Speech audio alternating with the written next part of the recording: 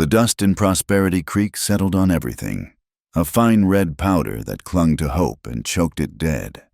It coated the warped timber of the buildings that leaned against each other like tired drunks, filled the ruts in the single street carved from the unforgiving earth, and filmed the surface of the whiskey poured for men whose day had already ended before the sun reached its peak.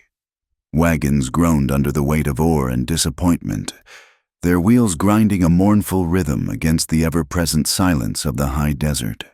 This was a place built on a whisper of gold and sustained by the grit of men who had nothing left to lose.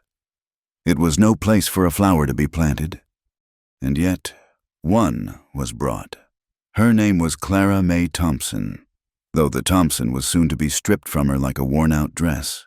She stood beside the wagon that had carried her to this final stop. A pale, slender girl of 19 years with eyes the color of a stormy sky.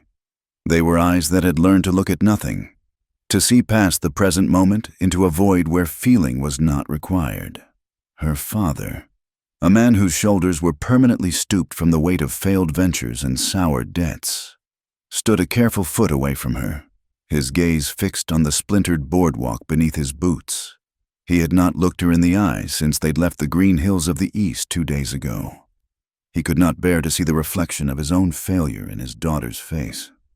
The door to the assayer's office swung open, spilling a rectangle of dim, yellow light onto the street. Ethan Beecham filled the doorway, a man built thick and solid like the rock his miners blasted from the earth. He was 2 decades her senior, with a face weathered not by sun, but by a deep and abiding bitterness.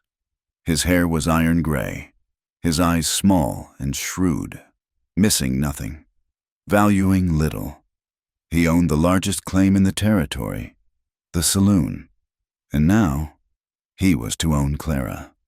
"You're late, Thompson." Beecham's voice was gravel, a sound that promised friction and wear. Clara's father flinched. "Wagon threw a wheel. Mr. Beecham had to stop for a fix." He gestured vaguely with a trembling hand toward Clara, as if presenting livestock. "She's here, as agreed." Beecham's eyes moved over Clara, a slow, methodical appraisal that took in her worn but clean calico dress, the slender line of her neck, the way her hands were clasped so tightly together her knuckles were white. He was not looking at a woman. He was inspecting a purchase for flaws.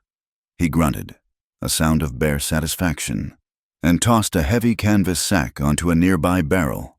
It landed with a dull, final thud, the sound of a life being sold. "That settles your accounts at the general store and the saloon, and the debt you owe me for the failed claim," Beecham said.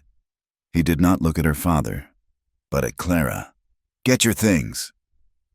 Clara had no things, save for a small carpet bag containing a change of undergarments, a hairbrush, and a tattered book of poems her mother had loved. She did not move. Her father nudged her forward, a soft, desperate push.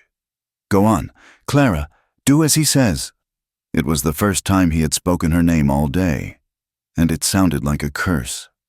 She took a step, then another, her feet feeling as heavy as a miner's boots.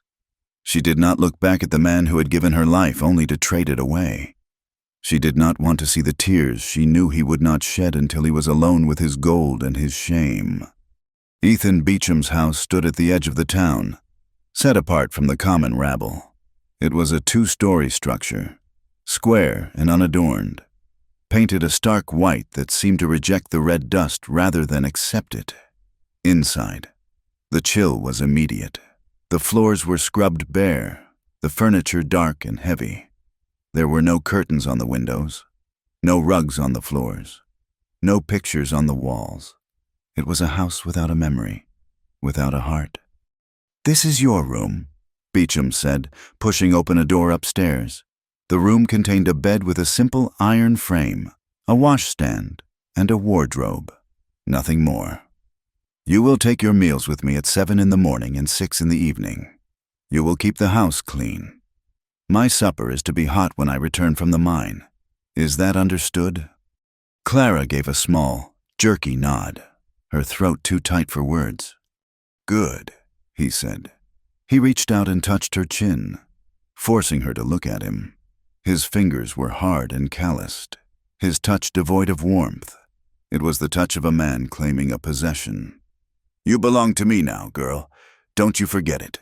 He turned and left, closing the door behind him, the sound of the latch clicking into place echoing in the silent, empty house. The town, of course, had been watching. Prosperity Creek was a place starved for spectacle, and the arrival of Beecham's paid-for bride was a feast. Whispers followed her like her own shadow when Beecham paraded her down the street to the general store the next day.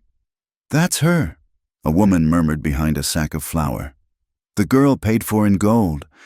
Men at the saloon stopped their card games to stare through the window as she passed, their eyes lingering with a mixture of pity and a crude, speculative hunger.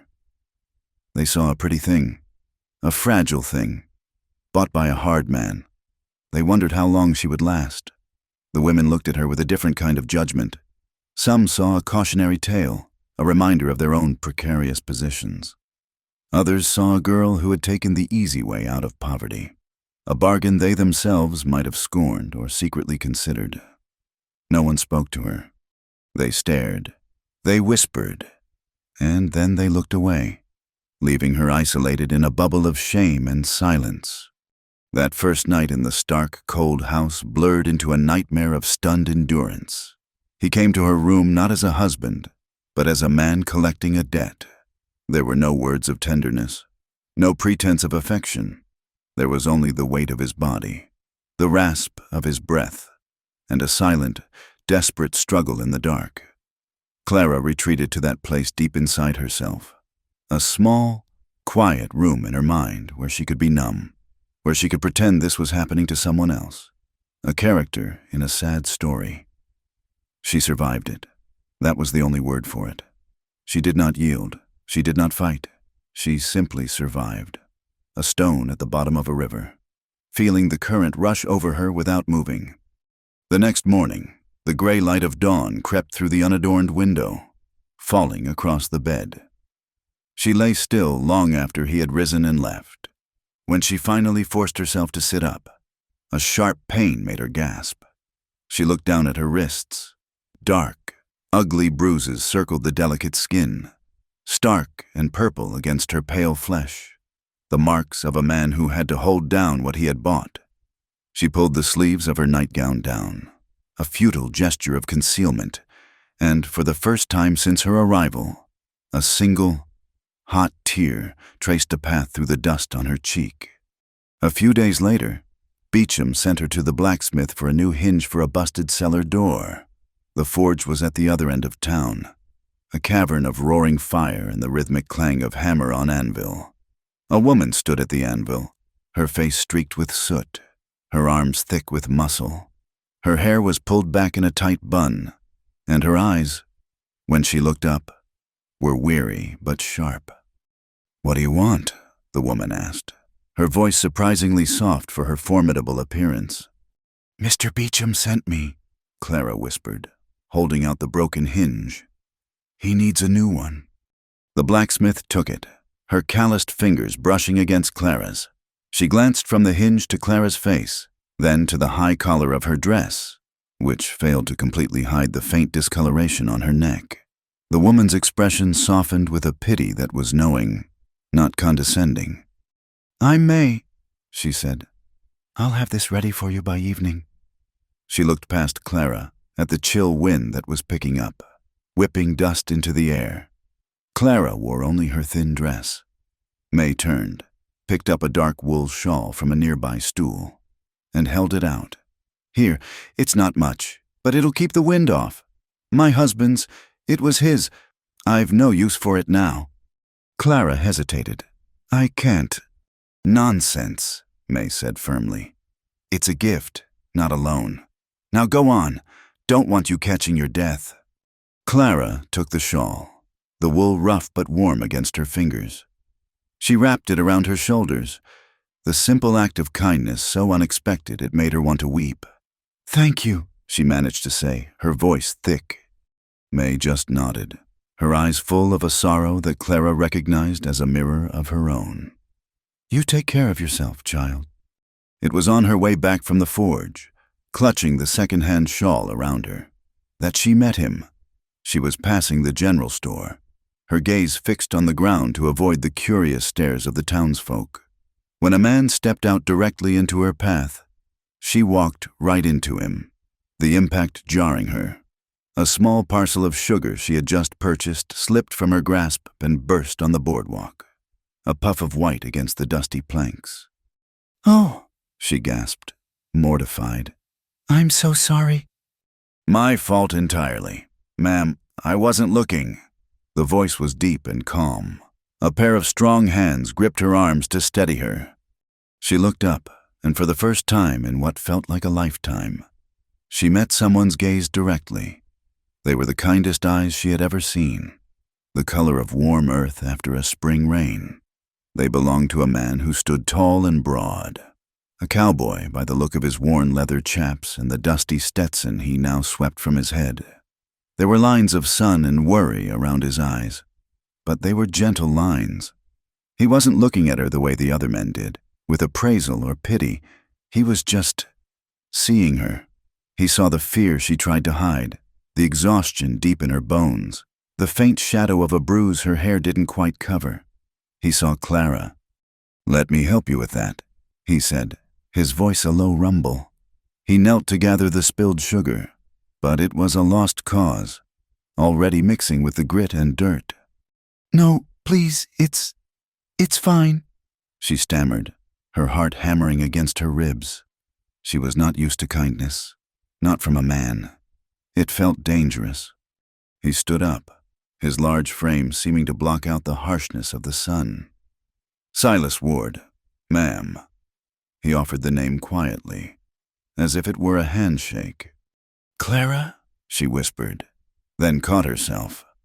"Clara Beecham." The name felt foreign and heavy on her tongue.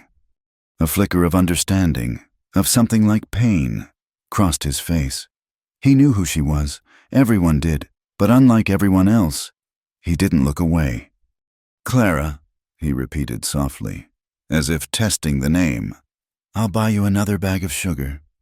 "No, you mustn't, my husband." As if summoned, Ethan Beecham's voice cut through the air like a whip crack. "Clara, what in damnation are you doing?" He was striding toward them from the saloon, his face a thundercloud. Clara shrank back, the brief moment of connection with the kind-eyed cowboy shattering like glass. Silas Ward turned slowly, his body positioning itself subtly between Clara and the approaching man. He put his hat back on, the brim shadowing his eyes. "She just dropped her sugar, Beecham," Silas said, his voice even and steady. Beecham ignored him. He grabbed Clara's arm, his fingers digging into her flesh. "Get in the wagon, now!" He shoved her toward the wagon hitched nearby, a rough, impatient push that made her stumble against the wheel. Silas's hands curled into fists at his sides, his jaw tightened, a muscle jumping in his cheek. He watched Beecham throw a new bag of sugar into the wagon bed and then roughly help Clara onto the seat. For a long moment, Silas stood rooted to the spot, a silent war raging within him. Every instinct screamed at him to intervene, to pull that brute's hands off her, to say something, do something. But what could he do? The law, such as it was in this town, was on Beecham's side. She was his wife. To step in would be to invite a world of trouble he wasn't sure he could win, and that might only make things worse for her. With a heavy heart and a gut full of acid, he turned and walked away, the sound of Beecham's wagon rattling down the street feeling like a defeat. That night, in the cold, silent house, Clara locked the door to her room. It was a small act of defiance, one she knew would likely earn her a punishment later. But for now, it was all she had. She sat on the edge of the bed in the dark, the wool shawl May had given her wrapped tightly around her shoulders. The only warmth in the room, the face of the cowboy, Silas Ward, swam in her mind's eye. The memory of his gentle gaze, the way he had looked at her as if she were a person and not a thing, was a small, flickering candle in the overwhelming darkness of her life. It was a dangerous memory, a spark of warmth that only made the surrounding cold feel more bitter. She curled into a ball, pulling her knees to her chest, and finally allowed the tears to come. They were not loud, racking sobs, but a quiet, hopeless weeping, the sound swallowed by the thick walls of her prison. Outside, the wind began to howl, a lonely, desolate sound that swept across the plains, rattling the window pane and carrying with it the endless, aching sorrow of the land itself. The whiskey in Silas Ward's glass was the color of trapped sunlight, but it offered no warmth. He sat alone at a scarred wooden table in the back of the Prosperity Creek saloon, the raucous noise of the miners and prospectors washing over him like a foul tide. He was in the room, but not of it. His thoughts were miles and years away, tangled in a memory as sharp and cruel as a shard of broken glass. He saw his sister's face. Sarah, just 17 and full of foolish, hopeful dreams. He saw the tintype photograph of the man from out west she was to marry, a stranger with a stiff collar and a flat, unsmiling mouth. Silas had been against it, had argued with their father that sending a girl off to a man no one had ever met was like putting a lamb in a wolf's den. But Sarah had been charmed by the man's letters, full of promises of a fine house and a life of ease. She'd wanted to escape the hardscrabble farm, the endless cycle of planting and praying for rain. She had vanished. The letters stopped coming a month after she arrived. Inquiries went unanswered. The local sheriff in that distant Colorado town sent back a single, dismissive reply. The husband claimed she'd run off with a traveling salesman. There was nothing to be done. The guilt had been Silas's constant companion ever since, a weight in his gut that never eased. He had failed to protect her. He had let her go. Now, looking into the bottom of his glass, he saw another girl's face, Clara Beecham, with her haunted, stormy eyes and the pale, fragile line of her throat, the same vulnerability, the same terrifying isolation. He tossed back the rest of the whiskey, the burn in his throat a welcome distraction from the cold dread coiling inside him. The next day, the sun was a merciless hammer against the anvil of the sky. Silas was reshoeing his own horse, a steady buckskin named Ghost, in the corral behind the livery. He was testing the fit of a new shoe when he saw them riding out of town, heading for the hills that shimmered in the heat. Ethan Beecham rode a big, aggressive black stallion, sitting his saddle with an arrogant stiffness. A few paces behind him, Clara struggled with a skittish little mare that was clearly too green for an inexperienced rider. The animal shied at every shadow, tossing its head and fighting the bit. Clara's small frame was rigid with tension, her hands clenched on the reins. Silas straightened up, wiping a sheen of sweat from his brow with the back of his wrist, a knot of unease tightening in his stomach. Beecham rode on, never once looking back to see if his wife was keeping up. As they neared a shallow, dusty arroyo, the mare suddenly spooked, sidestepping violently. Clara, caught off guard, lost her balance. She cried out, a small, startled sound, and tumbled from the saddle, landing in a heap in the red dirt. Beecham reined in his horse, turning with a look of pure exasperation. He didn't dismount. He just sat there, glaring down at her as she struggled to sit up, her dress coated in dust. Without a second thought, Silas vaulted the corral fence and started toward them at a run. "Are you all right, ma'am?" he called out, his voice sharp with concern. Clara looked up, her eyes wide with a mixture of pain and fear. Before she could answer, Beecham's voice lashed out, "Stay out of it, Ward. This is my affair." He finally swung down from his stallion and stalked over to Clara. He grabbed her by the arm, hauling her to her feet with a jerk. "Get up, you useless thing," he snarled. "You're slowing us down." She winced, trying to pull her arm free. The mare, sensing the tension, danced nervously a few feet away. Beecham's face darkened with rage.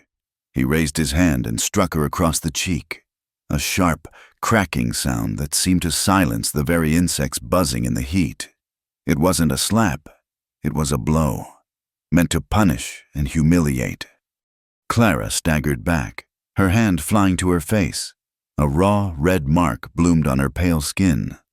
Something hot and murderous surged through Silas. He saw Sarah's face, heard her laughter, felt the phantom grip of the guilt that had choked him for years. He took a step forward, his hands clenched into fists so tight his knuckles ached. He wanted to feel Beecham's bones break under his hands. He wanted to wipe the smug cruelty from that face and grind it into the dust. But he saw the terror in Clara's eyes as she looked past her husband and saw him. It wasn't a plea for rescue. It was a plea for him to stop. A silent, desperate message that his interference would only bring a worse fury down upon her later, in a place where no one could see. The realization hit him like a punch to the gut. He froze, his body trembling with the effort of restraint. He forced his hands to uncurl, finger by painful finger. Beecham shoved Clara toward the mare. "Get back on the horse," he commanded. He grabbed the reins and held the animal still while she, trembling and silent, pulled herself back into the saddle. He didn't offer a hand. He didn't offer a word of comfort. He simply remounted his own horse and spurred it forward, leaving her to follow in his dust. Silas stood there long after they had disappeared from view. The image of that red mark on her cheek burned into his mind. He had walked away once before, and his sister had disappeared. He could not, would not, let it happen again. Later that afternoon, he found May at her forge, the rhythmic clang of her hammer a steady heartbeat in the quiet end of town. She looked up as he approached, her expression grim. The news of the incident on the trail had already traveled, as news always did in Prosperity Creek. "Saw what happened?" she said, not a question. She plunged a glowing piece of iron into the quenching tub, and it hissed like a nest of snakes. "He hit her right in front of me, May," Silas said, his voice low and raw, like she was a dog that wouldn't heel. May's face was hard. "He's a bad man, Silas, worse than most know." She wiped her hands on a rag, leaving a black smear. "You know he was married before?" Silas shook his head. "Never heard that. Eleanor, she was a quiet girl, kept to herself. One day, about 2 years back, she was just gone. Beecham told everyone she'd packed her bags and run off home to her folks back in Ohio. Said the West was too hard for her." May met his eyes, her own gaze dark and knowing. Her folks wrote to the sheriff a few months later, asking where she was. Beecham showed them a letter he said was from her, postmarked from St. Louis, saying she was fine and not to worry. The sheriff was satisfied. No one else asked any questions. It's not healthy to ask Ethan Beecham too many questions. The implication hung in the hot, smoky air between them. A woman doesn't just disappear. "You think he—" Silas couldn't finish the sentence. "I think a man who buys a wife like a sack of grain doesn't value her life much more," May said flatly. "You be careful. Silas, getting between a man like that and his property is a good way to end up dead." The warning settled deep in Silas's bones, a cold stone of fear and resolve. In the weeks that followed, Clara found her own small way to survive.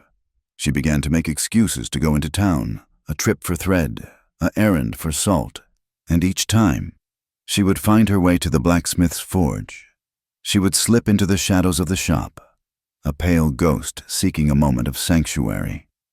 She rarely spoke more than a few words, but she would sit on an old crate in the corner, her hands busy with a small piece of mending she'd brought from the house, a torn shirt of Beecham's, a ripped seam in a dish towel. May would work on, the clang of the hammer and the roar of the fire a comforting wall of sound that insulated them from the world outside. May would talk, her voice a low murmur, speaking of the weather, of her late husband, of simple things. She never asked about what happened at the house. She didn't have to. The quiet gratitude in Clara's eyes was answer enough. Silas started making excuses to visit the forge. 2, he'd bring a horse that didn't need shoeing, or a tool that wasn't quite broken. He and Clara would exchange quiet greetings. He learned to read the language of her silence. He could see the tension in her shoulders on the bad days, the flicker of life in her eyes on the rare good ones. One afternoon, he found a smooth, pale piece of cottonwood by the creek and spent the evening carving it. With his whittling knife, he shaped it, sanded it with a piece of rough stone, and polished it with saddle oil until it shone. The next day, he brought it to the forge. Clara was there, mending a tear in a grain sack. "Mrs. Beecham," he said softly. She looked up, her eyes immediately wary. He held out his hand. Lying on his calloused palm was a simple wooden comb, its teeth carefully carved, its back adorned with a simple etching of a wild prairie rose. She stared at it, then at his face, her expression unreadable. She flinched almost imperceptibly when he took a step closer, as if expecting the hand to be withdrawn and used for something else. "It's for you," he said quietly. "Just a trifle. Figured it might be kinder on your hair than those tin ones from the store." She hesitated for a long moment, her gaze darting from the comb to May, who gave a slight, encouraging nod. Slowly, as if it might burn her, Clara reached out and took the comb. Her fingers were ice cold as they brushed against his. She didn't say thank you. She just clutched the comb in her hand and lowered her eyes, a faint flush creeping up her neck. But she didn't give it back. And for Silas, that was more than enough. The quiet bond between them grew, a fragile thread woven in stolen moments and unspoken words. It was a bond that Ethan Beecham, in his blind arrogance, could not see, but he could sense a change in her, a flicker of something that was not his. One night, she returned from town a few minutes later than he expected. The sun had just set, and he was waiting for her on the porch, his face like a thunderhead. The reason for her delay had been innocent. A wagon had overturned in the street, blocking the way. But he did not care for reasons. He only cared that she had disobeyed his unspoken schedule. The next time Silas saw her, she was wearing her hair differently, pulled forward over the side of her face. But as she turned to leave the general store, a gust of wind blew a strand of hair back, and he saw it, a deep, ugly bruise, dark as a plum, hidden just below her temple. The sight sent a fresh wave of fury and helplessness through him. He had to do something more than whittle combs. He caught up to her as she neared the edge of town. "Mrs. Beecham?" She started turning with wide, frightened eyes, and quickly tried to pull her hair back into place. "I saw you have trouble with that mare the other day," he said, keeping his voice casual, friendly. "She's got a hard mouth. It's not your fault." He looked toward the Beecham house, then back at her. If you like, I could help you with her. Teach you a few things. A rider with gentle hands can calm a nervous horse," he added, choosing his words carefully. "Your husband might appreciate you having a steadier seat. Less trouble for him." He had disguised the offer as a kindness to Ethan, a practical solution to a practical problem. It was the only way she might accept. She looked at him, her eyes searching his face for his true motive. She saw no pity there, no condescension, only a steady, quiet concern. She gave a small, almost imperceptible nod, her gaze dropping to the dust at her feet. They met the next afternoon in a secluded meadow a mile from town.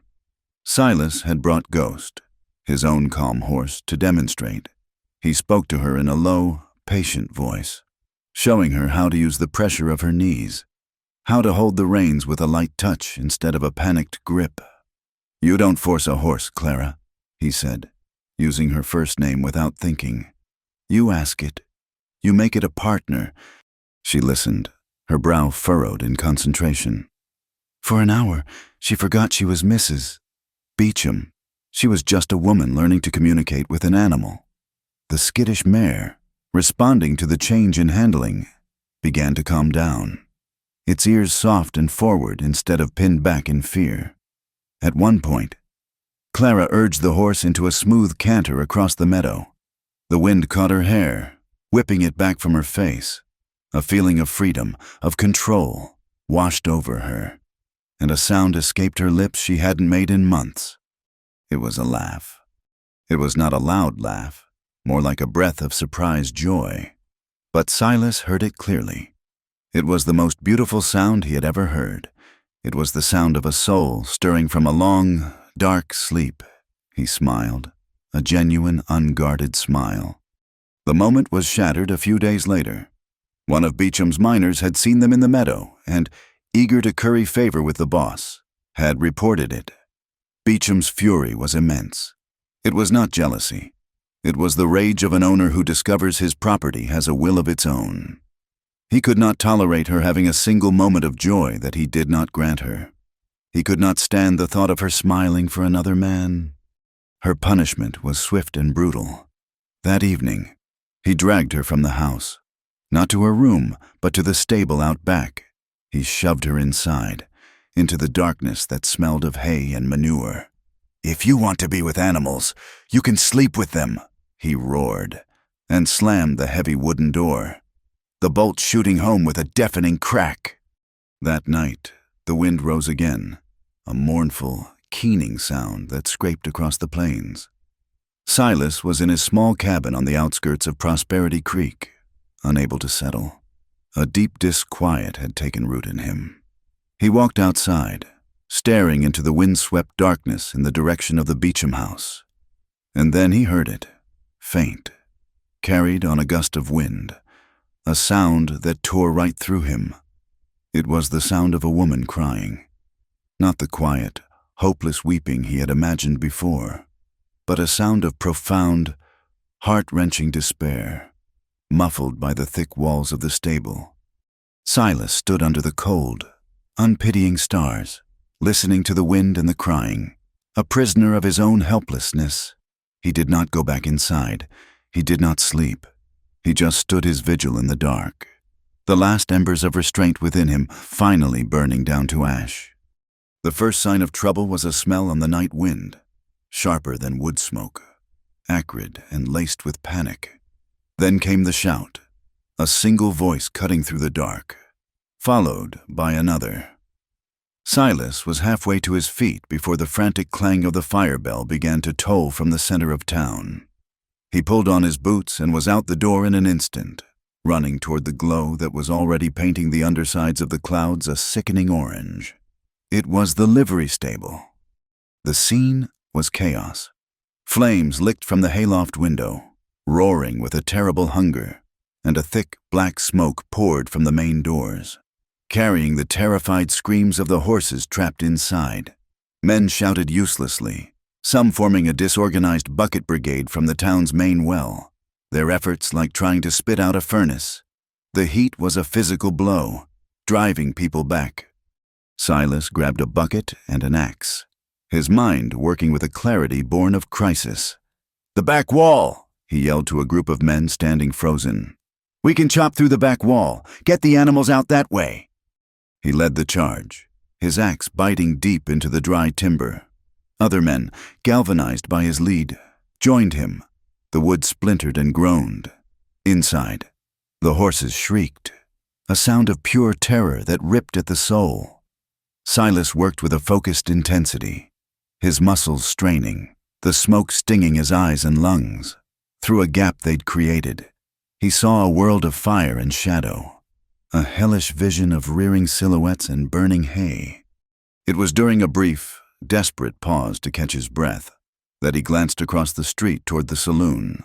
The doors were thrown wide, and a crowd of onlookers stood on the boardwalk, their face lit by the fire, and there, leaning against a post with a glass of whiskey in his hand, was Ethan Beecham. He wasn't helping. He wasn't shouting instructions or joining the bucket line. He was watching the livery burn as if it were a traveling show put on for his amusement.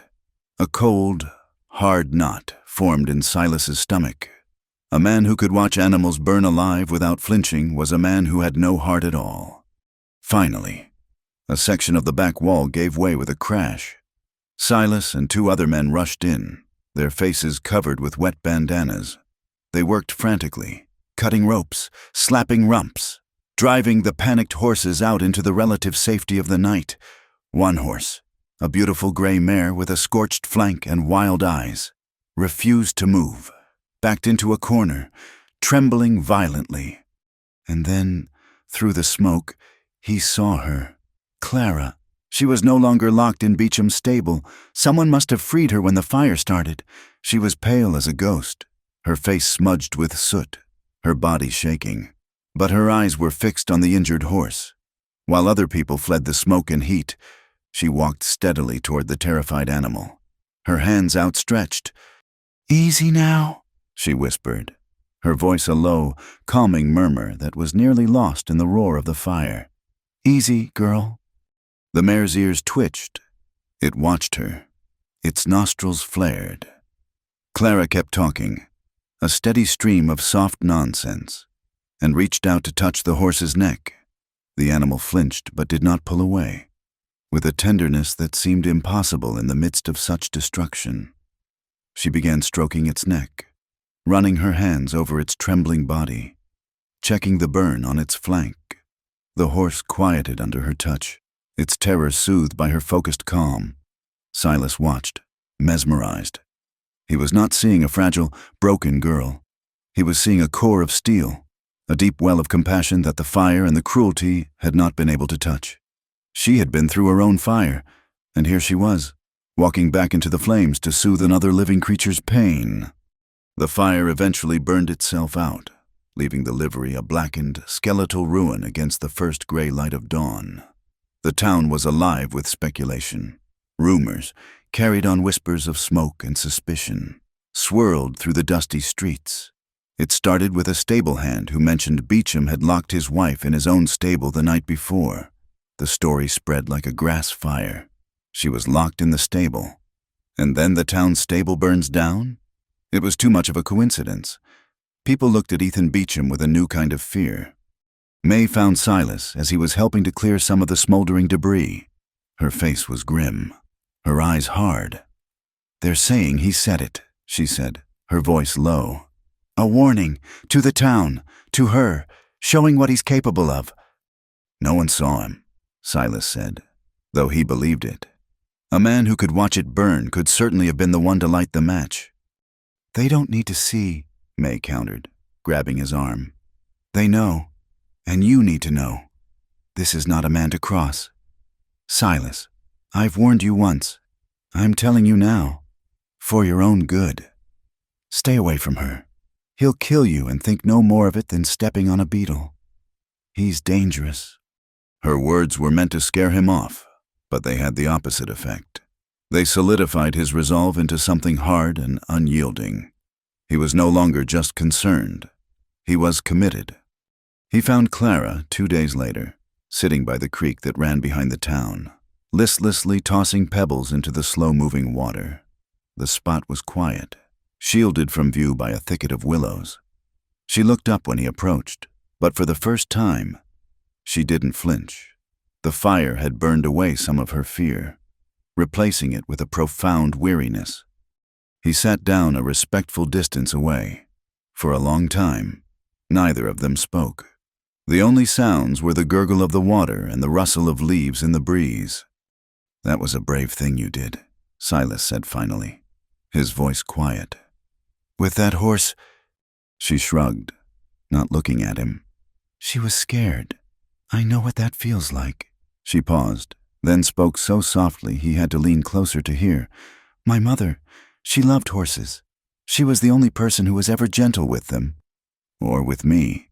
Her fingers worried a loose thread on her sleeve. "She died when I was 10. Fever. After that, it was just my father. He wasn't a bad man, not really, just weak. Everything he touched fell apart. He always said a daughter was a liability until she could be married off. I think I knew for a long time that I was always meant to be sold, to settle a debt." The flat, matter-of-fact way she said it was more heartbreaking than any tears.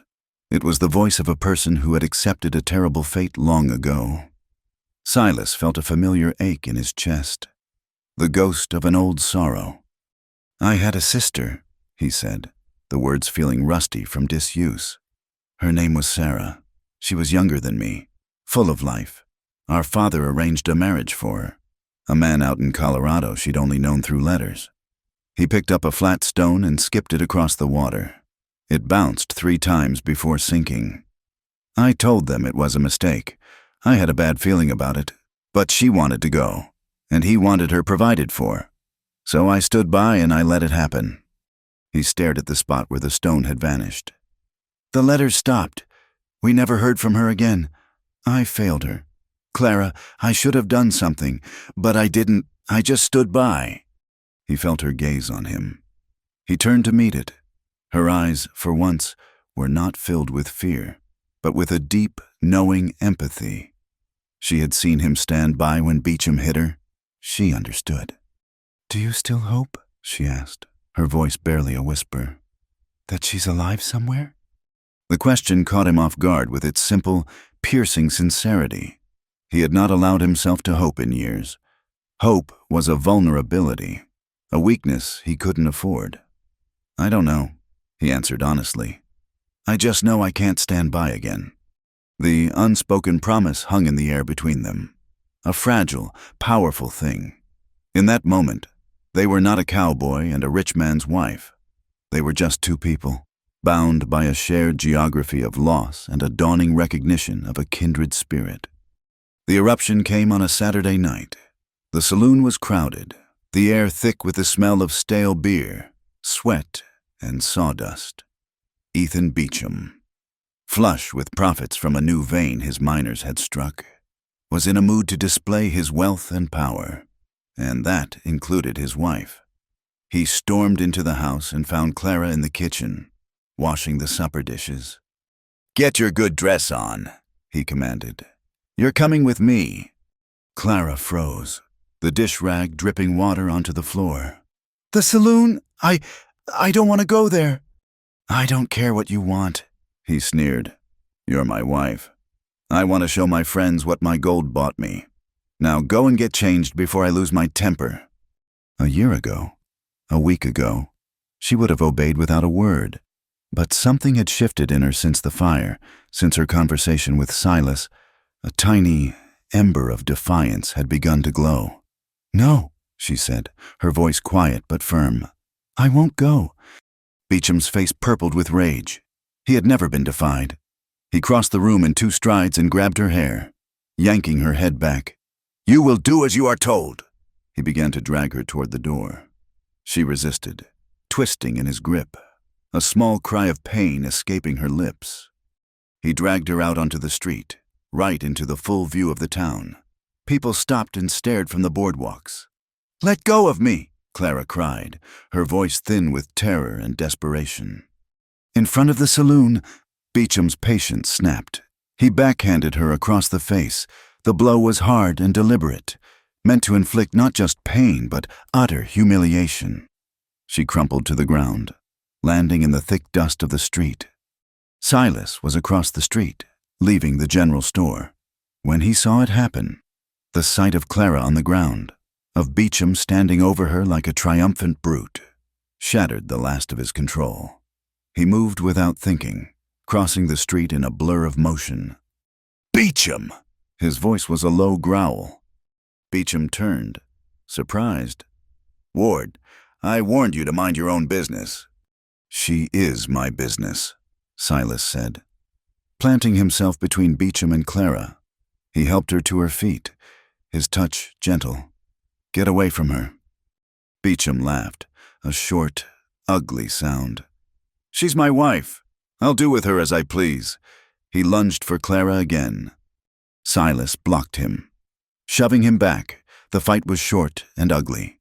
Beecham was strong, but his strength was fueled by whiskey and rage. Silas's was cold and focused. He landed a solid punch to Beecham's jaw, sending the bigger man staggering back, enraged. Beecham reached into his coat and pulled a knife, its blade glinting in the lamplight from the saloon. The crowd gasped. Beecham lunged, slashing wildly. Silas sidestepped the clumsy attack, grabbed Beecham's wrist, and twisted. With a sharp crack, the knife clattered to the ground. Silas kicked it away and slammed Beecham against the saloon wall, holding him there with a forearm pressed against his throat. "That's enough," a voice of authority bellowed. Sheriff Brody pushed through the crowd. his hand on his gun. He was a portly man whose loyalty was known to be as flexible as the highest bid. He took in the scene. Beecham pinned against the wall, Silas breathing hard, Clara weeping silently, and the knife in the dust. He looked at Beecham, whose mine payroll kept the town afloat and whose loans kept the sheriff's pockets lined. "All right, Ward, let him go," Brody ordered. "You've made your point." Silas reluctantly released his grip. Beecham stumbled forward, rubbing his throat and glaring with pure hatred. "He pulled a knife on me," Silas said, his voice tight with disbelief. "I see a public brawl," the sheriff said, pointedly ignoring the weapon on the ground. "Ethan, you go on home and cool off. Ward, a word with you." He pulled Silas aside. "Listen to me, son. I don't know what you think you're doing, but you're playing with fire. Ethan Beecham runs this town. That woman is his legal wife. You interfere again, and I'll have you in a cell for a month. Are we clear?" The injustice was so blatant it stole Silas's breath. Before he could argue, May pushed through the crowd. She went straight to Clara, put a protective arm around her, and glared at the sheriff, at Beecham, at the whole gawking town. "Come on, child," she said softly. "You're staying with me tonight." She led the trembling girl away, leaving Silas alone in the street with the sheriff's warning hanging in the air like a death sentence. In the warmth of May's small home behind the forge, Clara finally broke. She sat at a small wooden table, cradling a cup of tea in her shaking hands, and confessed her utter despair. "I have to go back in the morning," she whispered, her voice ragged. "Like hell you do," May said fiercely. "You don't understand," Clara said, looking up, her eyes wide with a terrible, clear-eyed hopelessness. "Where would I go? I have nothing. My father sold me. I have no papers, no dowry, not a single coin to my name. I have no freedom. In the eyes of the law and God, I belong to him. I have no right to run." A knock came at the door. It was Silas. May let him in, and he stood in the small, warm room, his hat in his hands, his face bruised and grim. He had heard what Clara said. He looked directly at her. "Come with me," he said, his voice low and urgent. "I have a small ranch up in the hills. It's not much, but you'd be safe there. He'd never find you." It was an offer of a new life, a desperate hand reaching for her in the dark. But Clara shook her head, a single tear tracing a path down her cheek. The shame was too deep, the brand on her soul too raw. "You don't understand," she repeated, her voice cracking. "I was bought." Silas took a step closer. The air in the room was thick with her despair and his resolve. He looked at this woman who had survived so much, who had shown such strength, and who now felt so completely and utterly worthless. His voice, when he spoke, was quiet, but it was the strongest thing in the room. "That doesn't mean you're owned." Silas's words hung in the air of May's small, warm kitchen, a promise of a world Clara could not allow herself to imagine. "That doesn't mean you're owned." The sentiment was a flicker of candlelight in a hurricane, beautiful but doomed. She had been bought.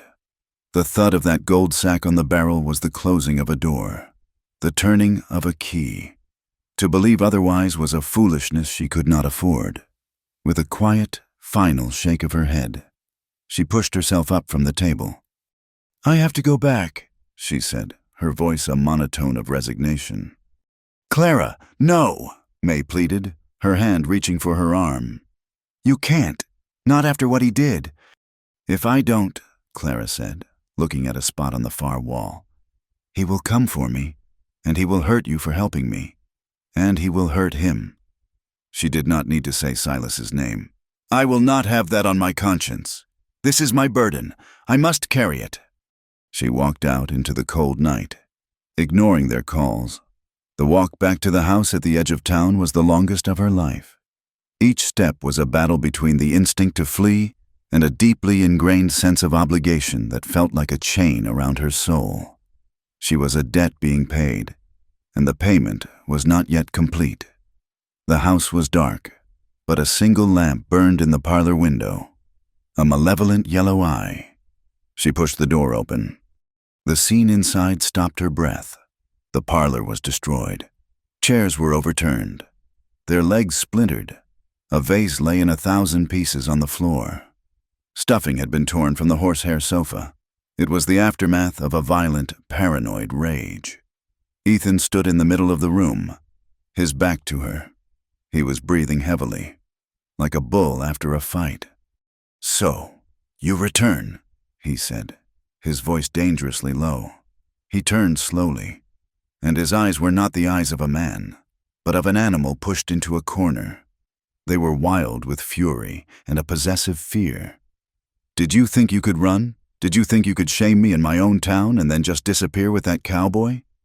"I was at May's," she said, her voice trembling but even. "I needed a moment." "A moment?" he roared, taking a step toward her. "You spent the night away from my house, my property, conspiring with that blacksmith and that saddle tramp." He grabbed her arm, his fingers digging in like talons. "You were planning to leave me, to steal from me." "I stole nothing," she whispered, the words catching in her throat. "I have nothing to steal." "You are what I would have stolen," he shouted, his face inches from hers, his breath sour with whiskey. He dragged her through the wrecked parlor and toward the back of the house. He threw open the door to a small, windowless shed used for storing tools and firewood. The air inside was cold and smelled of damp earth and rust. "No, Ethan, please," she begged, a primal fear finally breaking through her stoic resolve. He ignored her, pulling a coil of rough rope from a nail on the wall. He forced her hands behind her back, the coarse fibers scraping her skin raw as he bound her wrists together, the knots brutally tight. He shoved her into the shed. She stumbled and fell to her knees on the hard-packed dirt floor. "You will stay here until you learn your place," he snarled. "Until you remember what you are and who you belong to." The heavy door slammed shut, plunging her into absolute darkness. The bolt slid home with a sound of utter finality. She was alone, bound, in the cold and the dark. The last of her fragile courage crumbled, and a wave of pure, animal terror washed over her. Silas did not sleep.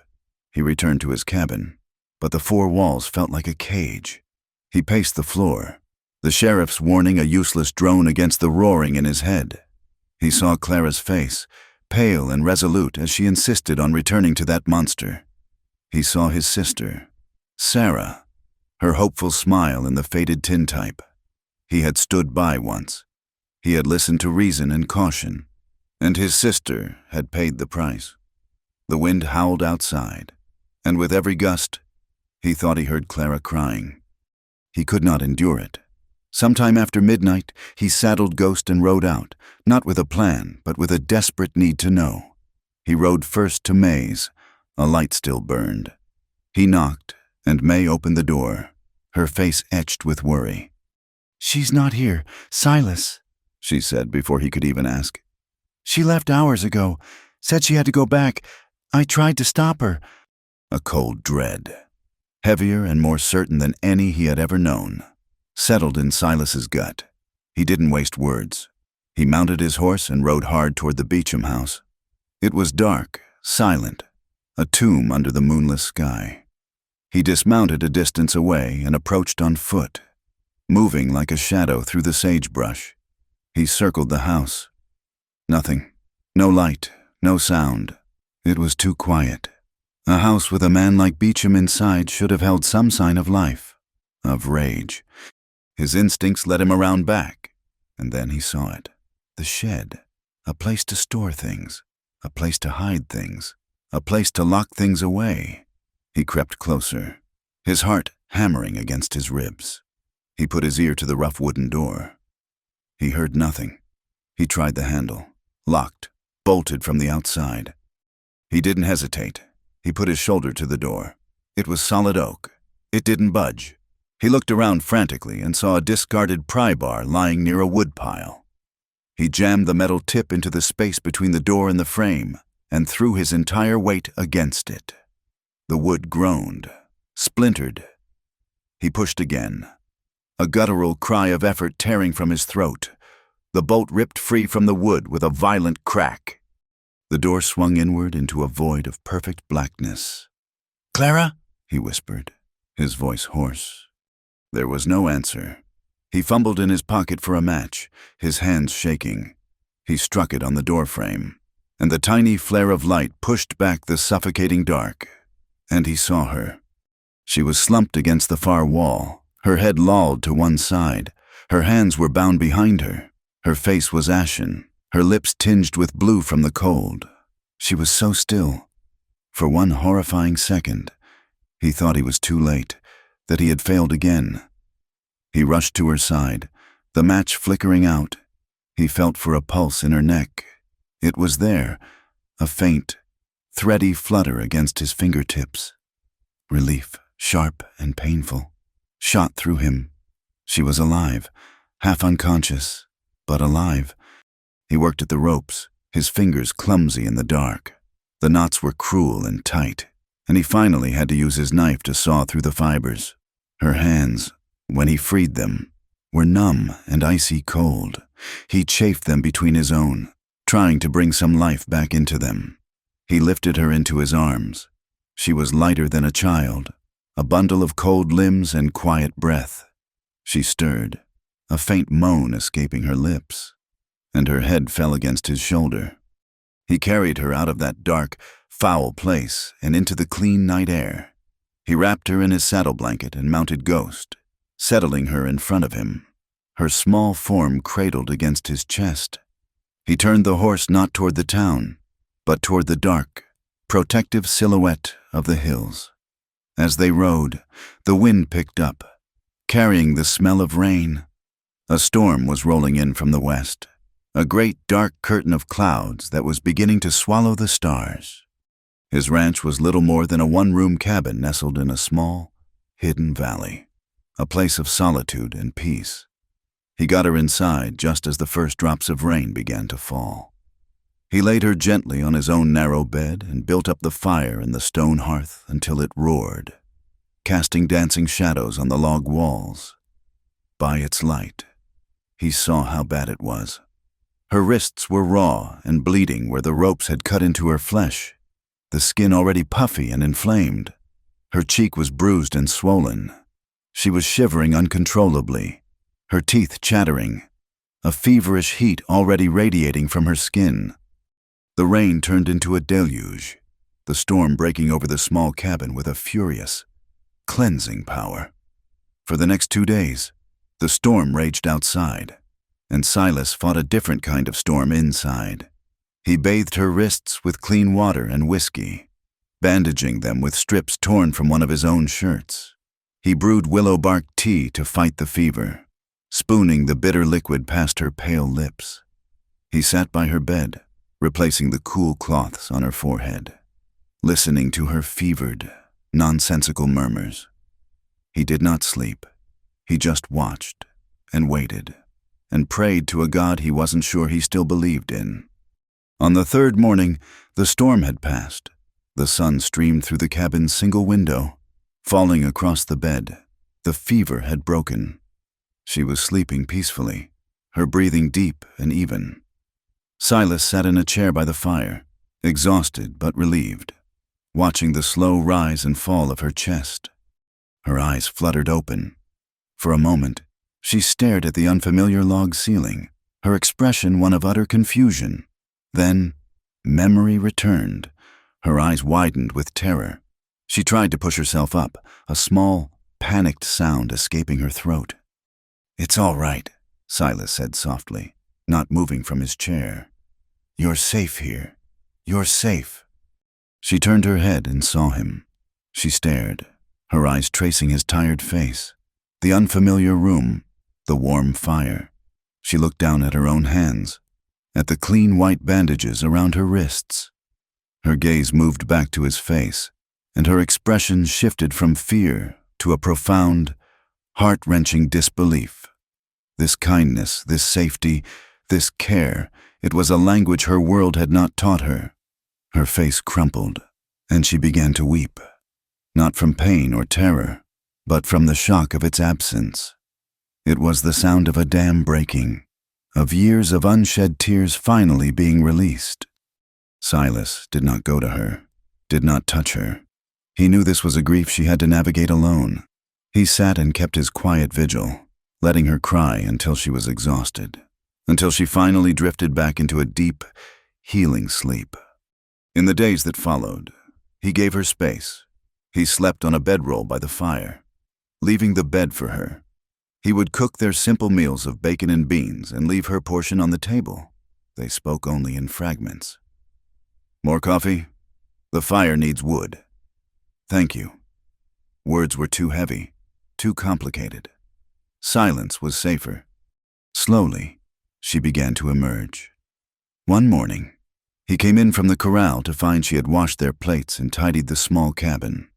The next afternoon, he saw her out by the fence, brushing Ghost's mane, her movements slow and deliberate, her voice a soft murmur as she spoke to the horse. He found her one evening by the fire, stitching a tear in one of his shirts with a needle and thread she had found in his supply box.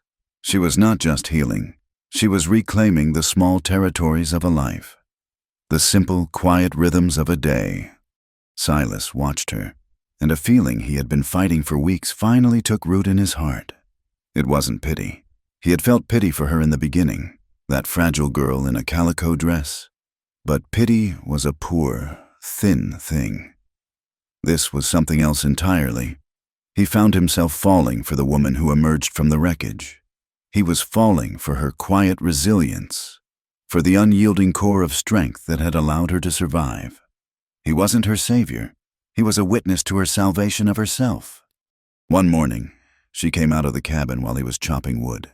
She had taken his sharp skinning knife and cut her hair. The long, dark tresses that Beecham had grabbed and twisted were gone. In their place was a short, uneven crop that brushed against her jawline. It was not a fashionable cut. It was a severing. It made her face seem thinner, her eyes larger and more direct. Silas stopped, his axe resting on the chopping block. He didn't ask why she'd done it. He didn't have to. She saw him looking and touched the shorn end self-consciously. "I wanted to feel clean," she said, her voice quiet but clear. It was the most honest thing she had ever said to him. That night, they sat by the fire, the comfortable silence stretching between them. The flames cast a warm glow on her face, on her short, dark hair. She had been staring into the fire for a long time before she spoke. "Silas?" she began, her voice barely a whisper. Do you think ruined things can ever be beautiful again?" The question was not about a broken chair or a burned-down stable. It was about her, about the pieces of herself that had been bruised and battered and locked away in the dark. He stopped poking the fire and looked at her, at the incredible, heartbreaking courage it took for her to ask such a thing. He thought of old leather, worn smooth with use. He thought of the gnarled, wind-beaten pines that clung to the high ridges, more beautiful in their struggle than any straight, simple sapling. "Only if they survive," he answered, his voice thick with an emotion he couldn't name. She looked at him, her eyes shining with unshed tears. The hope his answer offered was almost too much to bear. She took a shaky breath. "I want to know," she said, her voice trembling with a terrifying vulnerability. "I want to know what it feels like. Love. Not what I was forced to give. I want to know what it feels like when it's real." It was the bravest confession he had ever heard. It was an act of supreme trust, a handing over of the most fragile, wounded part of herself. He could have crossed the space between them. He could have taken her in his arms and shown her passion, a fire to burn away the cold memories. But he knew, with a certainty that settled deep in his bones, that what she needed was not a fire. She needed warmth. She needed safety. He moved from his stool and knelt on the floor in front of her chair. He gently took her bandaged hands in his own. He leaned forward and pressed his lips to her forehead in a kiss that was a promise, a vow, a prayer. It asked for nothing. It offered everything. It was a kiss that said, "You are safe. You are respected. You are not ruined." He felt a tremor go through her. When he pulled back, her eyes were closed. A single tear slid from beneath her lashes and traced a path down her cheek. He stayed there, kneeling before her, holding her hands, until her breathing deepened. She had fallen asleep, there in the chair, a tentative peace finally settling on her features. He carefully lifted her from the chair and carried her to the bed. He pulled the blankets over her, then sat on the floor, his back against the bed frame, and watched her sleep in the fading firelight. He had not taken what she offered. He had simply accepted it, and he would guard it with his life. The fragile peace of the hidden valley lasted less than a week. It was shattered not by a gunshot, but by a piece of paper nailed to the door of the Prosperity Creek General Store. May brought the news at dusk, riding her sturdy mare hard up the winding trail to Silas's cabin, her face a mask of grim urgency. She carried a copy of the notice, torn from the wall. Silas read it by the fading light, his jaw tightening with every word. It was a bounty notice, authorized by Sheriff Brody, $100 in gold for the return of Clara Beecham, who was described as a runaway thief who had stolen a significant sum of money and valuable household items from her husband, Ethan Beecham. It went on to state that any man found harboring the fugitive would be arrested and charged with abetting a crime. It was a clever lie, one that twisted the truth into a weapon. Ethan had not come after her with force. He had come after her with the law, painting her as a criminal and Silas as her accomplice. He was using the town's greed and its fear to hunt her down. "He's turning the whole territory against you, Silas," May said, her voice heavy. "Men will ride for $100. They won't ask questions." Silas folded the paper, his knuckles white. "Let them come." He went back inside the cabin. Clara was standing by the hearth, her back to him, but he could see the tension in the set of her shoulders. She had heard. She turned slowly, her face pale but her eyes clear. The fear was there, but beneath it was the hard, cold glint of resolve he had seen during the livery fire. "He will not stop," she said. It was not a question. "I won't let him get to you," Silas promised, his voice a low growl. "And what then?" she countered, her gaze unwavering. "We hide up here forever, looking over our shoulders every day, waiting for a bounty hunter or the sheriff to ride down on us. That is not a life. Silas, it is a cage, just a bigger one than the last." Before he could answer, they heard the sound of approaching horses. Silas grabbed his rifle from the rack above the door and moved to the window, motioning for Clara and May to stay back. 2 riders were coming up the trail. It was Sheriff Brody and one of his deputies. Silas stepped outside onto the porch, the rifle held loosely but ready in his hands. "That's far enough, Sheriff," he called out. Brody reined in his horse, holding up a hand. "Now, Silas, let's not make this difficult. I have a warrant for your arrest, and I'm here to collect the fugitive you're harboring." "There's no fugitive here," Silas said, his voice flat and cold. "Only a woman who was running for her life." "The law says she's a thief who ran away from her husband," Brody countered, his face sweating under the brim of his hat. "The law says you're hiding her. That's all I need to know. Now send her out." "No," Silas said. The word was quiet, but it was as solid and immovable as the mountain behind him. The deputy's hand drifted toward his pistol. Brody shot him a look. He knew Silas. He knew that if this turned to shooting, Silas would not be the only one to fall. "Don't be a fool, Ward," the sheriff pleaded, his voice losing some of its official bluster. "You can't win this. He's put a bounty on her head. If I don't bring her in, someone else will. Someone who won't be as gentle about it. Give her up. It's for the best." Suddenly, the cabin door opened. Clara stepped out onto the porch. She stood beside Silas, her small frame straight and unbowed. She looked directly at the sheriff, her eyes holding none of the fear he expected.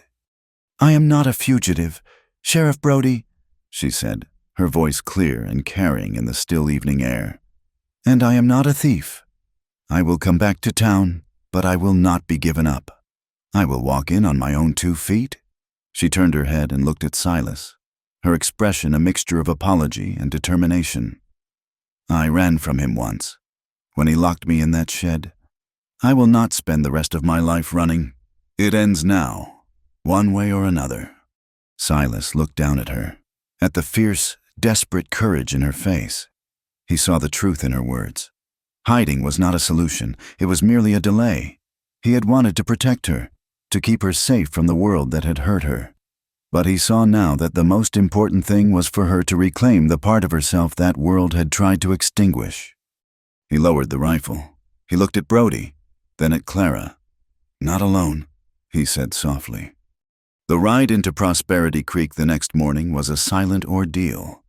Silas rode Ghost, his hand resting on the Colt at his hip, his face a grim, unreadable mask. Clara rode May's mare, her back ramrod straight, her chin held high. She wore a simple gray dress May had brought for her, and her short hair was brushed back from her face.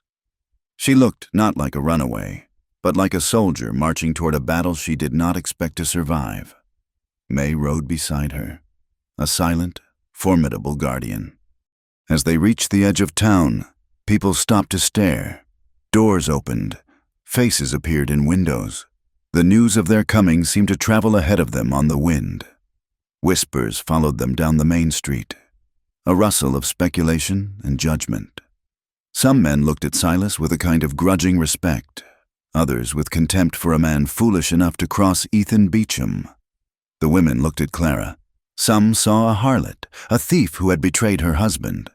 Others looked at her pale, determined face and saw a reflection of their own silent fears, their own compromises. Most simply looked, then looked away, not wanting to be involved, not wanting to choose a side. They did not ride to the sheriff's office. They rode straight to the heart of the town's power, the place where Ethan Beecham held court. They stopped in front of the saloon. Silas dismounted and helped Clara down. For a moment, her hand trembled in his. He gave it a slight, firm squeeze. "I'm right behind you," he whispered. She took a deep breath, the air rattling in her lungs. Then she let go of his hand and walked forward. May fell into step on one side of her, Silas on the other. Together, the 3 of them pushed through the swinging doors of the saloon. The room went instantly silent. The slap of cards, the clink of glasses, the low murmur of conversation. It all ceased as if a switch had been thrown. Every eye in the place turned to them. Ethan Beecham was at the bar, a glass of whiskey in his hand. He turned, and a slow, triumphant, ugly smile spread across his face when he saw her. He thought she had been brought to him in chains. He thought he had won. Clara walked past the tables of stunned miners, her boots making a soft, steady sound on the sawdust-strewn floor. She did not look at her husband. She walked straight to the bar. She reached into the small reticule at her waist, a bag Silas had given her, and took something out. It was a single $20 gold piece, old and worn smooth, one of the last things Silas had left from the sale of his family's farm. She slapped the gold coin down on the polished wood of the bar. The sound was as sharp and final as a gunshot in the dead silent room.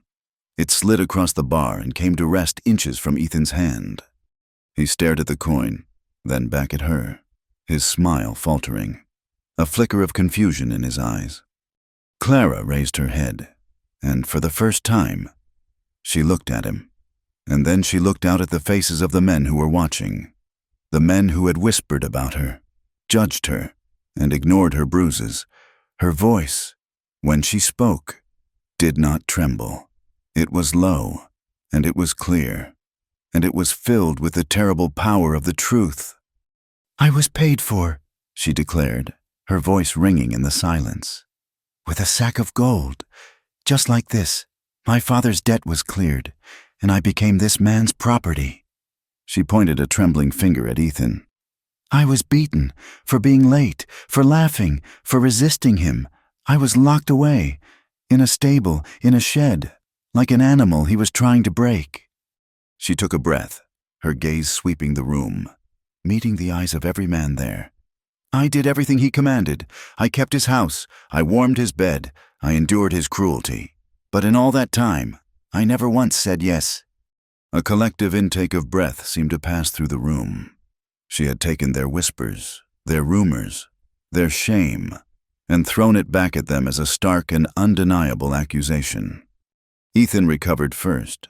He laughed, a harsh, mocking sound designed to shatter the tension and reassert his dominance. Listen to her, the little thief, spinning her desperate tales. She robbed me blind and ran off with this saddle tramp. She's a liar and a whore, and she'll say anything to save her own skin. Sheriff Brody, who had followed them in, stepped forward. All right, that's enough of this spectacle. Clara, you've had your say. You're coming with me. He reached for her arm. Don't you touch her! May's voice boomed from the doorway. She stepped forward, positioning herself beside Clara, a wall of fierce loyalty. Several other women from the town, women who bought their goods at the general store, women whose husbands worked in Beecham's mine, had gathered at the doorway, their faces pale but resolved. They stepped into the room behind May, a silent phalanx of support. She's telling the truth, a small voice said from the back of the room. Everyone turned. A young woman, no older than Clara, stepped out of the shadows. Her name was Mary, and she had worked as a housemaid for Beecham for a few months before quitting abruptly. She was twisting her apron in her hands, her body trembling, but she met Ethan's furious glare. I worked in that house, Mary said, her voice gaining strength. I saw the bruises. I heard her crying at night. I saw the way he looked at her, the way he treated her, the way he treated the one before her. Too, everything Clara says is true. The atmosphere in the saloon shifted. It was no longer just the word of a runaway wife against her powerful husband. It was a chorus. The silence was now thick with accusation. Ethan Beecham looked around, his gaze darting from face to face. He saw the doubt, the dawning disgust. He was losing control. The narrative he had so carefully crafted was unraveling before his eyes. His face contorted in a mask of pure rage. All pretense of civility, of law and order, vanished. He was reduced to the brute he had always been. With a guttural roar, he lunged at Clara, his hands outstretched like claws, aiming for her throat. You lying witch! He never reached her. Silas moved with the lightning speed of a striking snake. He intercepted Beecham's charge, spinning him around and slamming him back against the bar. Glasses shattered, whiskey splashing across the floor. This time, it was different. It was not a brawl in the street. It was a public attack, witnessed by half the town, on the woman he had just been accused of tormenting. Sheriff Brody could not look away. He could not dismiss it. His authority, his very position, depended on acting. That's it, Beecham, he yelled, finally drawing his pistol. You're under arrest for assault! His deputy, finally spurred to action, grabbed one of Ethan's arms while Silas held the other. Beecham struggled, roaring incoherently, but it was over. The spell of his power was broken. As they dragged him from the saloon, a babble of excited, shocked voices erupted in his wake. In the center of the room, the adrenaline that had held Clara together finally drained away. The room began to spin.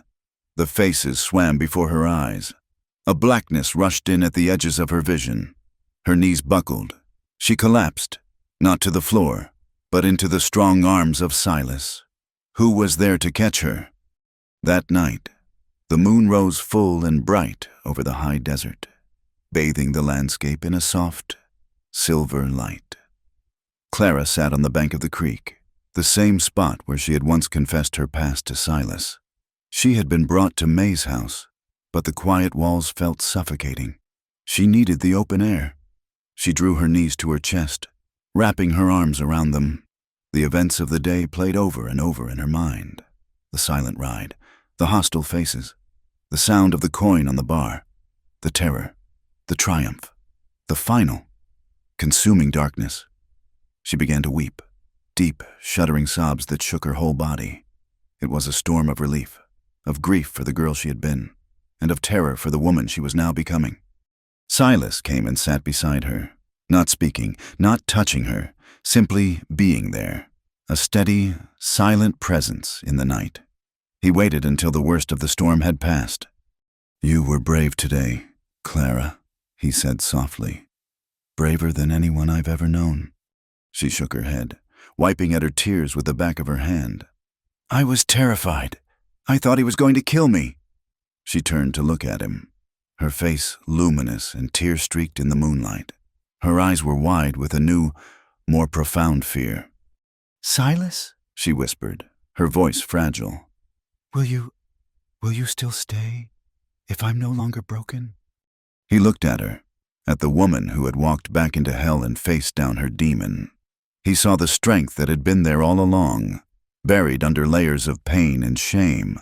He saw the woman who had calmed a terrified horse in a fire, the woman who had cut her hair to feel clean, the woman who had demanded her own justice. He had not fixed her. She had saved herself. He reached out and gently brushed a stray tear from her cheek with his thumb. His voice, when he spoke, was filled with a deep, unwavering truth. "Clara, I didn't come for something broken. I stayed for something deeper." The shadow of Ethan Beecham did not vanish from Prosperity Creek overnight. It lingered in the silence that now occupied his grand, empty house, in the nervous glances people still cast toward the saloon, and in the legal proceedings that ground on with the slow, deliberate pace of a desert tortoise. He was imprisoned in the county seat, awaiting the circuit judge's arrival, his lawyers already beginning to spin a web of lies and denials. But in the town itself, a space had been cleared, a wound had been lanced, and into that raw, clean space, life began to seep back in. For Clara, the weeks that followed were a quiet, fragile period of rediscovery. She lived in a small, clean room at May's house, a sanctuary of warmth and the scent of baking bread. The nightmares still came, phantoms of a locked door and a cruel laugh. But they were fewer now, and she no longer woke up screaming into the dark. She was learning the architecture of a new life, building it one small, deliberate brick at a time. Her first project was born from a simple observation. The wives of the miners were as isolated as she had been, their lives circumscribed by dust, drudgery, and the ever-present fear of a cave-in. Many of them could not read or write. Clara, who had been taught by her mother from a tattered book of poems, decided to share the one gift that had been a comfort to her in her darkest hours. She started a reading circle. At first, only 2 women came, sitting shyly on May's porch, their hands rough and calloused from laundry and labor. Clara began with the simple primers, her voice soft and patient as she guided them through the shapes of the letters. Slowly, word spread. More women came. They brought their mending and their children. And for an hour every afternoon, the small porch became a haven. They were no longer just wives or mothers. They were scholars. Their brows furrowed in concentration as they sounded out a word, their faces lighting up with triumph when a sentence finally revealed its meaning. Clara, in teaching them to find their voices, was solidifying her own. May, in turn, helped Clara reclaim a part of herself she thought was lost forever. She set up a small sewing table in a corner of her own living space. She brought out scraps of calico and gingham, bright spots of color in a world of brown and gray. At first, Clara's hands trembled, her stitches uneven.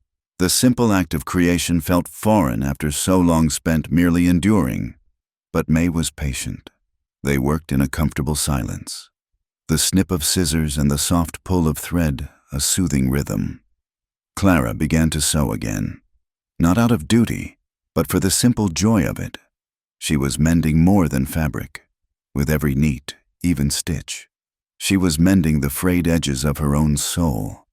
Silas, meanwhile, returned to the rhythms of his ranch. The work was hard and constant, mending fences, tending to his small herd of cattle, breaking the wild horses he bought and sold. But it was no longer a solitary life. more often than not. Clara was there. She would ride out with him in the cool of the morning, mounted on the gentle mare May had given her. She was a quick learner, her hands now light and confident on the reins.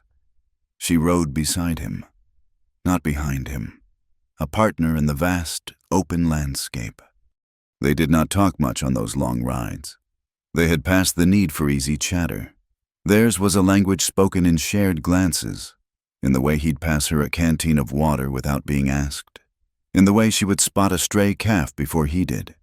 He taught her how to track, how to read the clouds for a coming storm, how to find water. She, in turn, brought a quiet softness to his harsh, lonely world. She would pack a lunch of bread and cheese, and they would eat in the shade of a lone cottonwood, the silence a comfortable blanket between them. He would watch her as she stared out at the endless horizon, her short hair ruffled by the wind, a quiet strength settling into her features. The haunted look in her eyes was receding, replaced by a clear, steady gaze. She was becoming the woman she was always meant to be, and he was the quiet witness to her becoming. One evening, as the sun began to dip below the western hills, painting the sky in strokes of fiery orange and deep purple, Clara was tidying the small cabin. Silas was outside, tending to the horses.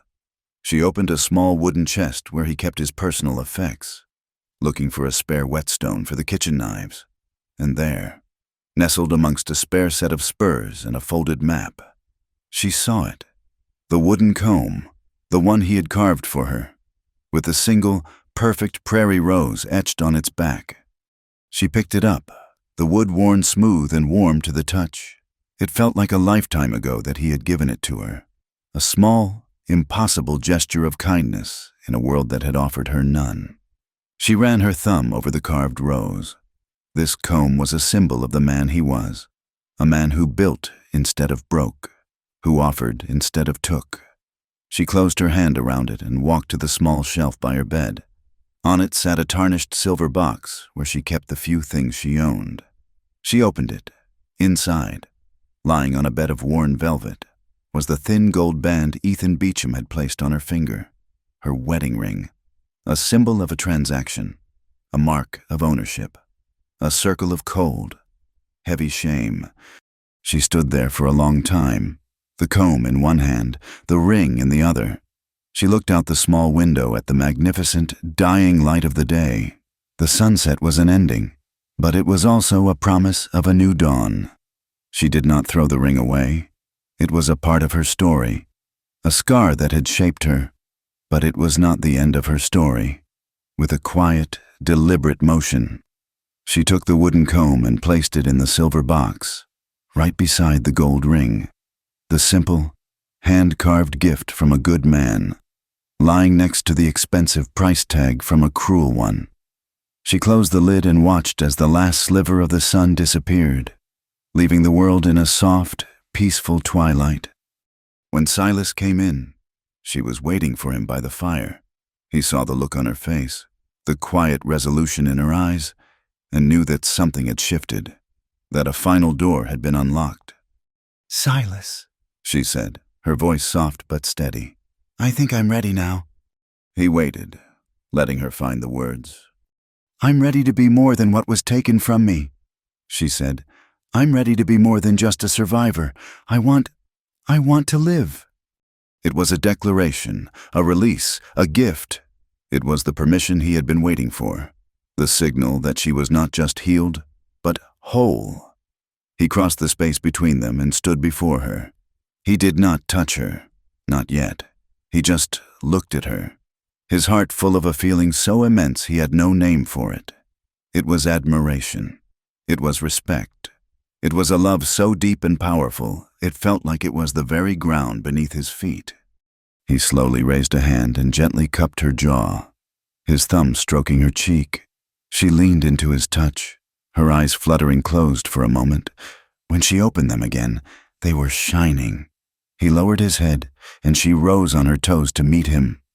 Their first kiss was not a fire, but a slow, deep warmth, a coming home. It was a kiss of profound gratitude, of shared sorrow and hard-won joy. It was the taste of dust and wind and the promise of rain. It was mutual, and it was earned, and it was the most deeply emotional moment of their lives. He held her as if she were the most precious thing in the world, and she clung to him as if he were her only anchor. Under the vast, open sky of their small valley, surrounded by the silence of the hills, they finally found the beginning they both so richly deserved. The town of Prosperity Creek had changed its mind about Clara Beecham. The story of her confrontation in the saloon had become a local legend, told and retold over poker games and mercantile counters. The whispers of shame had been replaced by a murmur of quiet admiration. Silas overheard it one day in the general store, two miners talking by the Cracker Barrel. "That's some woman, that Clara," one of them said, shaking his head in wonder. "Beecham thought he could break her like a wild colt." The other man nodded, spitting a stream of tobacco juice into a nearby spittoon. "Yep, that's the girl who walked back into hell and walked out stronger." One clear, cool morning a few weeks later, Silas and Clara rode out from the ranch. They did not head for the grazing pastures, but took a little used trail that led up into the high country, to a lonely spot overlooking the plains. It was a small, wind-swept knoll, marked by a single, gnarled juniper tree. There, beneath the tree, was a small, rectangular patch of earth, where the stones had been cleared. For years, it had been an unmarked grave, but now, a simple wooden marker stood at its head. Silas had carved it himself. It read simply, "Sarah Ward, beloved sister, at peace." He dismounted and stood before the grave, his hat in his hands. Clara stood beside him, her hand resting gently on his arm. This was his own ghost, the source of the deep well of sadness and guilt he carried inside him. He had brought Clara here to face it with him. He stared at the carved name for a long time, the wind whipping at his hair. "We found each other too late," he whispered, his voice thick with the sorrow of a decade. He was speaking to his sister, to the memory of the girl he couldn't save. He looked at Clara, his eyes full of a fierce, protective love. "But I'll keep this one safe." It was the vow of a man who had spent his life trying to atone for a failure. But Clara understood that their relationship could not be built on the ghosts of his past. It had to be built on the strength of their present. She lifted his hand from her arm and brought it to her lips, pressing a soft, warm kiss to his calloused knuckles. She met his gaze, her own eyes clear and full of a love that was as strong as his, but different. It was the love of an equal. "You don't have to," she said, her voice soft but unshakable. "I'm not weak anymore." He looked at her, truly looked at her, and saw not the fragile girl he had rescued, but the powerful woman who stood beside him. He saw the truth in her words. A slow smile touched his lips, a smile of release, of peace. He had not saved her. They had, in the end, saved each other. He put his arm around her shoulders, and she leaned against him. They stood there for a long time, two solitary figures on a lonely hill, watching the clouds drift across the vast, blue sky. The story closes with the sound of the wind sweeping across the plains, a sound that was not lonely, but vast, not harsh, but open. The two of them finally mounted their horses and rode, side by side, down from the hill and toward a future that would not be made of gold, but of something infinitely deeper. Thank you for listening to our story around the campfire, and please comment with where you are listening from so we can all connect. And be sure to subscribe to the Wild West Campfire channel and share your thoughts in English.